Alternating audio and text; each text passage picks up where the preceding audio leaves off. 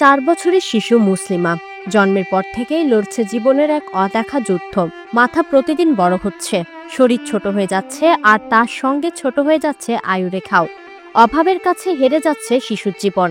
অসহায় বাবা মা জানেন রোগের নাম হাইড্রোসেফালাস, কিন্তু জানেন না কোথায় যাবেন, কোন ডাক্তারকে দেখাবেন, কে বাঁচাবে তাদের মেয়েকে। আমি গার্মেন্টস করে খাইতাম, এই বাচ্চার জন্য আমি গার্মেন্টস করে যাতে পয়সা করছিলাম সব আমি এই বাচ্চার জন্য হারছি। এখন আমার কোনো অবস্থা নাই, আমার থাকার ঘর কিন্তু নাই। জামালপুরের সরিষাবাড়ির দরিদ্র ভ্যান চালক মঞ্জুরুল ইসলাম আর তার স্ত্রী বিনা খাতুনের এই একমাত্র মেয়ে মুসলিমা। জন্মের পর থেকে শিশুর মাথা অস্বাভাবিকভাবে ফুলতে থাকে। চিকিৎসার দরকার ছিল, কিন্তু সামর্থ্য নেই। দিনমজুর বাবার সম্বল শুধু অসহায়ত্ব। আমি খুব অসহায়। আমার এই বাচ্চাটা নিয়ে আমার হাতের পাতের যা ছিল সব আমি শেষ করে দিছি। কারণ আমি জনগণের কাছে চাই, আমি বাঁচতে চাই, আমার এই বাচ্চাটা নিয়ে আমি সুখ শান্তিতে থাকতে চাই।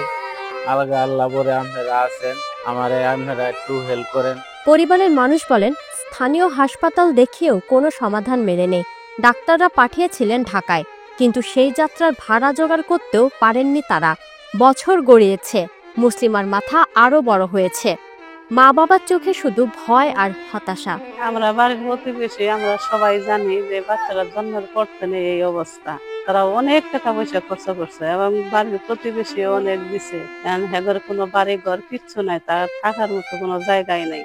আপনারা যদি দয়া করে চেষ্টা করেন তাহলে ভালো হইতো। তার খুব অসহায়। মুসলিমা এখন হাঁটতে পারে না ঠিক মতো, মাথার ভারে চোখ নিচের দিকে ঝুলে থাকে। খেলতে চায়, কিন্তু অন্য বাচ্চাদের মতো উঠানে যেতে পারে না। পাড়ার লোকজনের মায়া হয়, কিন্তু তারাও হার মানেন দারিদ্রতার কাছে। এই বাচ্চাটা অসুস্থ, বাচ্চাটা ডেলিভারি পরে আমরা যা কামাই করে সব অসুস্থের ভিতরে যারা না খাইয়া থাকে, আমরাও গ্রামবাসীর সহযোগিতা, আপনারা সবাই সহযোগিতা।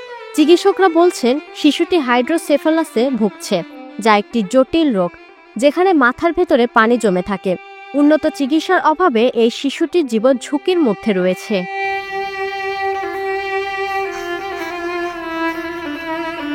চিকিৎসা পেলে মুসলিমার মাথা নয়, হয়তো জীবনটাই বাঁচানো যেত। অভাবের দেয়াল পেরিয়ে সে চিকিৎসার সুযোগ আদৌ আসবে কিনা তা এখনো অজানা।